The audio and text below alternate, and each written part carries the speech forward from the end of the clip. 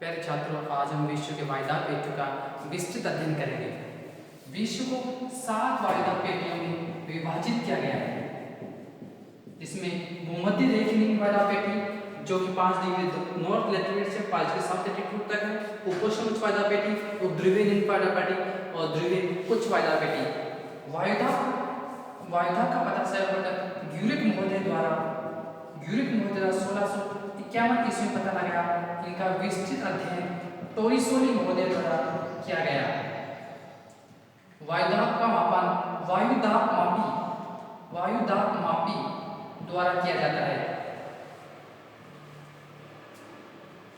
तथा जहां पर समान दाब वाली रेखाएं हैं, जहां जैसे for example 10 millibar, 100 millibar, 100 millibar, जहां समान मिलीबार वाले समान रेखाओं को मिलाने वाली रेखाएं, उसको कहते हैं हम आइसोबार या समदाब रेखा। तो आज हम विस्तृत अध्ययन के रूप में सर्वप्रथम प्रथम पेटी देखते हैं, भूमध्य रेखीय निम्न वायदाब पेटी। भूमध्य रेखीय निम्न वायदाब पेटी।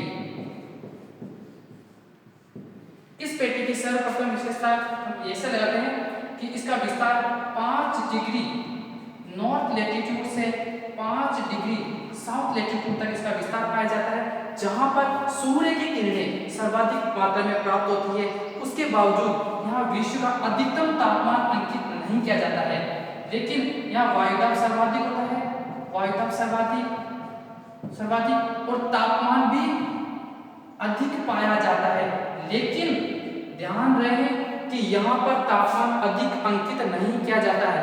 वह तापमान अंकित किया जाता है 20 डिग्री उत्तरी अक्षांश पर, जिसे तापीय विषुवत रेखा भी कहा जाता है। इसको ध्यान रखना कि तापीय विषुवत रेखा क्यों कहते हैं, क्योंकि यहाँ पर अधिकतम तापमान अंकित किया जाता है, ना कि भूमध्य रेखा के ऊपर। भूमध्य रेखा पे इसलिए नहीं करते क्योंकि वहाँ रोज 2 बजे बाद बारिश होती है, तो वह तापमान को मेंटेन रखती है। रोज 2 बजे बाद यहाँ बारिश होती है, जो कि तापमान को मेंटेन बनाए रखती है, अधिक तापमान नहीं होने देती। लेकिन यहाँ पर तापमान अधिक होने का आर्द्रता अधिक हो जाती है, जिसके कारण वायुदाब उच्च प्रकार का होता है।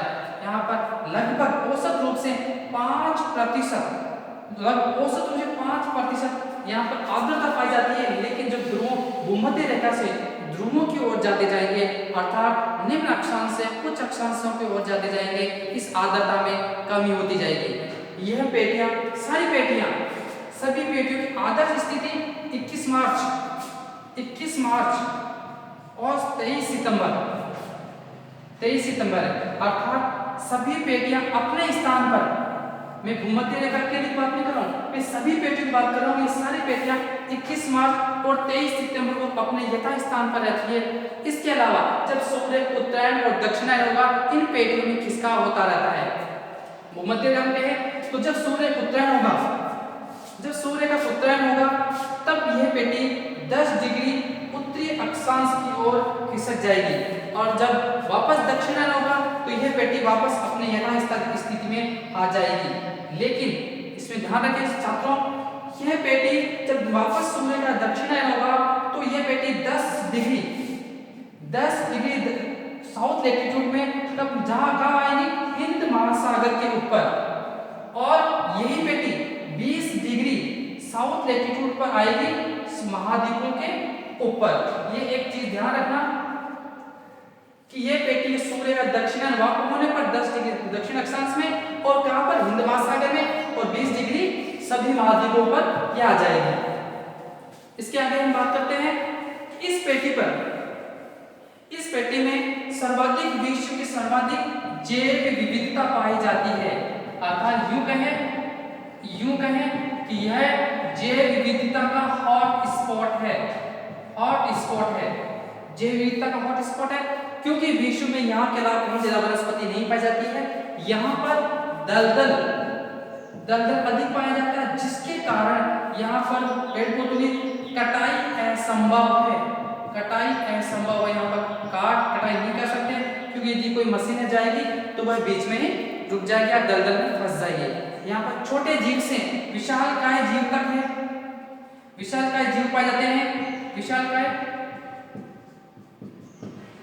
इस पेटी में जनजाति निवास करती है, पिग्मी नामक जनजाति निवास करती है, जो कि ये जनजाति प्रकृति के इतने करीब रहती है कि 1 डिग्री सेल्सियस तापमान उच्च या निम्न हो जाए तो ये एहसास कर लेती है कि आज कुछ न कुछ प्राकृतिक घटनाएं घटित होने वाली है।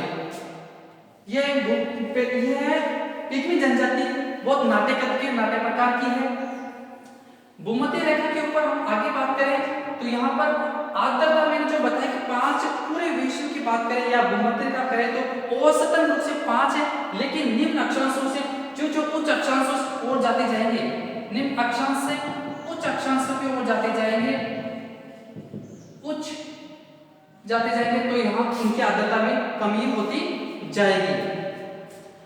इस पेटी के अंतर्गत जब 5 डिग्री नॉर्थ लैटिट्यूड और 5 डिग्री साउथ लैटिट्यूड लेते हैं तो अब यह कंफ्यूज मत होना कि ध्यान की 5 के ऊपर बिल्कुल भी नहीं है। 1-2 north latitude 1-2 north south latitude में ये ऊपर नीचे बढ़ोतरी होती रहती है। भूमध्य रेखा की वायदा पेटी के बाद में हम बात करते हैं उपोष्ण, लेकिन ध्यान रखें भूमध्य रेखा पेटी के अंदर यह सर्वाधिक रूप से तापजन्य प्रभावित है। तापजन्य का मतलब है कि यहाँ पर इस पेटी पर तापमान का अधिक प्रभाव पड़ता है। सूर्य की किरणें सीधी पड़ने के कारण यहाँ तापमान भी अधिक अंकित किया जाता है। इस पेटी के अंदर तापजन्य क्यों कहते हैं, और एक ध्रुवीय उच्च वायदा पेटी, यही 2 तापजन्य जहां पर तापमान का प्रभाव पड़ता हो वह तापजन्य वायदा पेटी है, और जहां गति का प्रभाव पड़ता हो वह गतिजन्य वायदा पेटी है। इस पेटी के ऊपर अपकेंद्रीय बल सर्वाधिक होता है, अर्थात जब पृथ्वी घूमेगी तो इसके साथ साथ जो पवने वो भी बाहर की ओर रिफ्लेक्ट बाहर और भेज देगी। इस पेटी पर गुरुत्वाकर्षण बल न्यून रहता है। ध्यान रखना, जो निम्न अक्षांशों से उच्च अक्षांशों की ओर बढ़ते जाएंगे गुरुत्वाकर्षण बल का विस्तार ऊपर की ओर बढ़ता जाएगा, अर्थात 90 डिग्री उत्तर की ओर जाने पर गुरुत्वाकर्षण बल सर्वाधिक होता जाएगा। इस भूमध्य रेखा पेटी के बाद हम बात करते हैं, अब देखिए इसका निम्न वायदा पेटी क्यों कहा, क्योंकि यहाँ पर ध्यान रहे हवाएं चलती है जो कि संवहनीय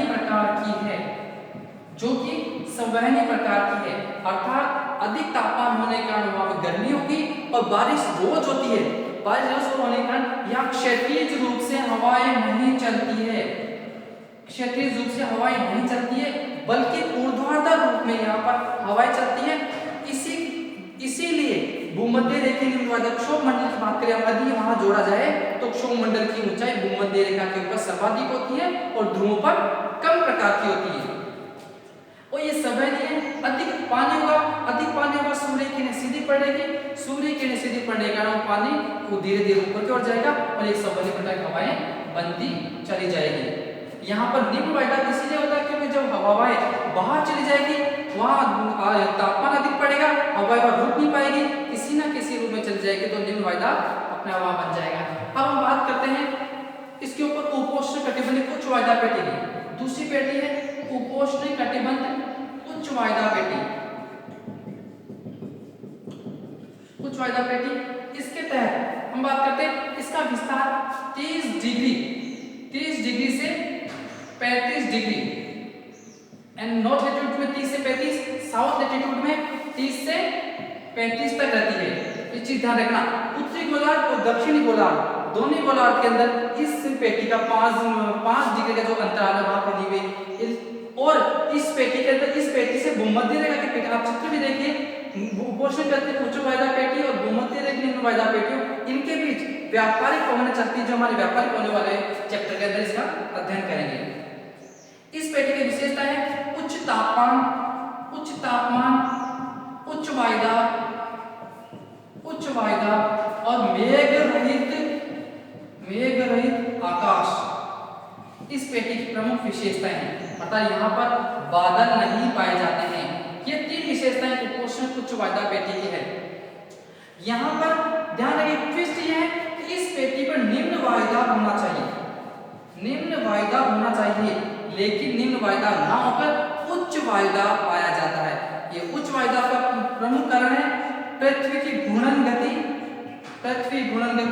प्लस हवाओं का अवतलन। ये दो चीजें, हवाओं के अवतलन और घूर्णन गति के कारण यहाँ पर उच्च वायुदाब पाया जाता है। कैसे? भूमध्य रेखा से हवाएं ऊपर की ओर जाएगी और जो उपध्रुवीय निम्न वायुदाब पेटी वहां से हवाएं नीचे की ओर उतरेगी।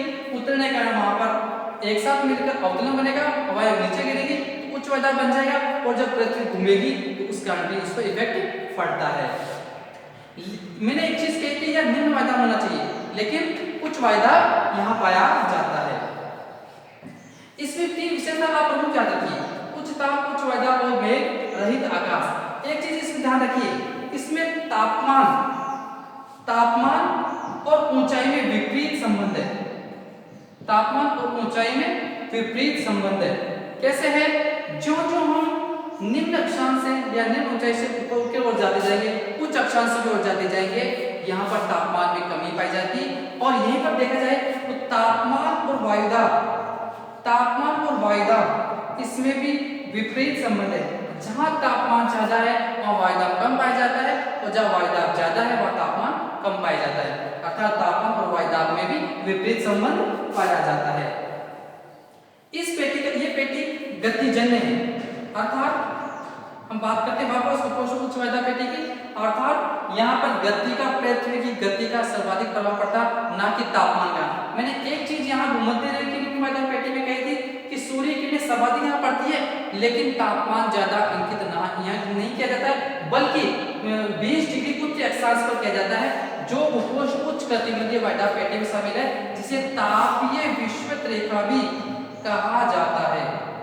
तापीय विषुवत रेखा कहा जाता है। इस पेटी के अंदर, इस पेटी का दूसरा नाम अश्व अक्षांश भी कहा जाता है। इस पेटी को अश्व अक्षांश क्यों कहते हैं? क्योंकि स्पेन से जब अमेरिका की ओर ये जलयान जाते थे, उसमें घोड़े लाकर उनका निर्यात किया जाता था, तो वहां पर जब जाने पर उनको फील होता था अधिक घोड़े होने के कारण वजन ज्यादा होता, तो उन घोड़ों को समुद्र में फेंक दिया जाता था, जिसके कारण इसे अश्व अक्षांश की संज्ञा भी दी गई है। ये व्यापार था स्पेन से अमेरिका के बीच, ये था स्पेन से अमेरिका के बीच, जो कि अटलांटिक महासागर में है।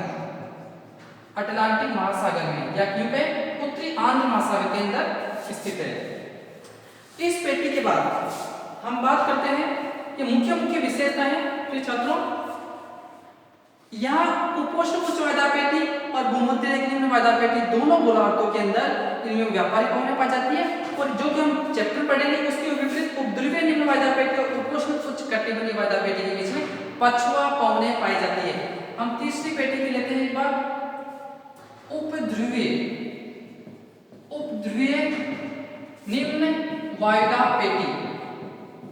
उपध्रुवीय निम्न, ये पेटी का विस्तार 65 डिग्री से 60 से 65 डिग्री के बीच इसका विस्तार पाया जाता है, जो दोनों गोलार्धों में समान है। टोटल 7 पेटियां हैं, ध्यान रखना।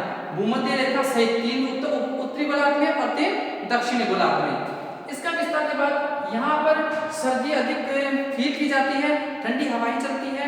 इस पेटी के अंदर ये पेटी निम्न वायुदाब की, ध्यान रखना, यानी कि लो प्रेशर, और इस पेटी पर भी गति का प्रभाव पड़ता है, जिसके कारण इसे गतिजन्य वायुदाब पेटी कहा जाता है। गति का प्रभाव कैसे? गति कौन सी? घूर्णन गति, जो कि हमने पहले भी कही थी। उपोष्ण कटिबंधीय उच्च वायुदाब में बताया था कि इस पर भी घूर्णन गति का प्रभाव पड़ता है, उसी प्रकार इस पर भी घूर्णन गति का प्रभाव पड़ता है। यहाँ पर ध्रुवों से और उपोष्ण कटिबंधीय उच्च वायुदाब पेटी से जो हवा चलती है वो ऊपर जाकर यहाँ अवतलित होती है, उतरती है, जिसके कारण और प्लस पास में घूर्णन गति के कारण हवाएं फैल जाती है और फिर यहाँ पर लो प्रेशर का निर्माण हो जाता है। इस उपध्रुवीय निम्न वायुदाब पेटी की विशेषता यह कि जब ध्रुवों में से ठंडी हवाएं चलती है तो वहां पर आर्द्रता भी कम होती जाती है। आर्द्रता अधिक वहां होगी जहां तापमान सर्वाधिक होगा और पानी की मात्रा अधिक देखने को हमें मिलेगी। इस पेटी के अंदर, इस पेटी की विशेषता यह है कि इस पेटी के अंदर शीत ऋतु में 2 महीने को छोड़कर बाकी में शेष शीत ऋतु 2 महीने 10 महीने की होती है और ग्रीष्म बाकी महीने ग्रीष्म ऋतु यहाँ पाई जाती है। अब ध्यान रखें उपद्रवी ये निम्न वायदा पेटी, इसके अंदर दोस्तों क्या होता है, क्लॉकवाइज पवनें चलती है। जैसे मैंने एक बार बताया उष्ण उच्च कटिबंधीय वायदा पेटी, इसके अंदर भी हवाएं चलती है जो कि एंटी क्लॉकवाइज होती है और इसके पेटी में क्लॉकवाइज होती है। लेकिन हम चक्रवात की बात करें तो चक्रवातों में डिफरेंट होता है। अब हम बात करें उपद्रवी अग्नि का उत्पादन शीत ऋतु में। शीत ऋतु के अंतर्गत जो न्यूनतम तापमान पाया जाता है वह प्रशांत महासागर में अंकित क्या एलिशियन द्वीप में माना गया है और उत्तरी आंध्र महासागर के अंतर्गत आइसलैंड में तापमान न्यूनतम अंकित किया गया है। इस तापमान अंकित किया गया है। अब हम बात करते हैं नेक्स्ट पेटी, ध्रुवीय उच्च वायदा पेटी। ध्रुवीय उच्च वायदा पेटी, यह पेटी 90 डिग्री, ध्यान रखें, ध्रुव पर पाई जाती है। यहाँ पर उच्च तापमान अंकित किया गया है, 90 डिग्री पाया जाता है। यहाँ सूर्य की किरणें तिरछी पड़ती है, यहाँ सूर्य की, जिसके कारण यहाँ सर्दी अधिक अंकित की जाती है। सर्दी अधिक है यहाँ पर। यहाँ वायुदाब उच्च है। एक चीज ध्यान रखिए, यहाँ वायुदाब न्यून होना चाहिए। क्यों? क्योंकि तापमान और वायुदाब में विपरीत संबंध पाया जाता है। जहाँ तापमान अधिक है वह वायुदाब न्यूनतम, और जहाँ वायुदाब न्यूनतम वह तापमान अधिक पाया जाता है। लेकिन यहाँ पर वायुदाब उच्च पाया जाता है। यहाँ वायुदाब उच्च क्यों पाया जाता है? क्योंकि यह एक तापजन्य वायदा पेटी है और ताप का यहाँ पर प्रभाव पड़ रहा है, प्लस यहाँ से जो हवाएं उठ रही है वहां जाकर वो नीचे बैठ जाती है, जिसके कारण यहाँ कुछ वायदा पाया जाता है। ध्रुवीय पेटी और उपध्रुवीय निम्न वायदा पेटी के बीच में ध्रुवीय पवनें चलती है, जो हम अध्ययन बाद में करेंगे। इस पेटी के अंदर इस पेटी की विशेषता ये, पहले छात्रों आज हमने वायुदाब का अध्ययन कर लिया था, जिसमें व्यापारिक प्रकोष्ठकों ने इनका बाद बदल करेंगे, भूमध्य निम्न वायदा पेटी, उच्च वायदा पेटी या ध्रुवीय उच्च वायदा पेटी का। अब याद रखना, फिर विश्व की बात करें मोटा मोटे देखा जाए तो वायुदाब समुद्र स्तर पर 1013.34 मिलीबार अंकित किया गया है ये, और विश्व का सर्वाधिक वायुदाब 1083 मिलीबार अंकित किया गया अगाथा नामक एक स्थान है वहां पर। उसके बाद न्यूनतम तापमान 982 से अंकित किया गया है, जो मेरिन द्वीप पर अंकित किया गया है।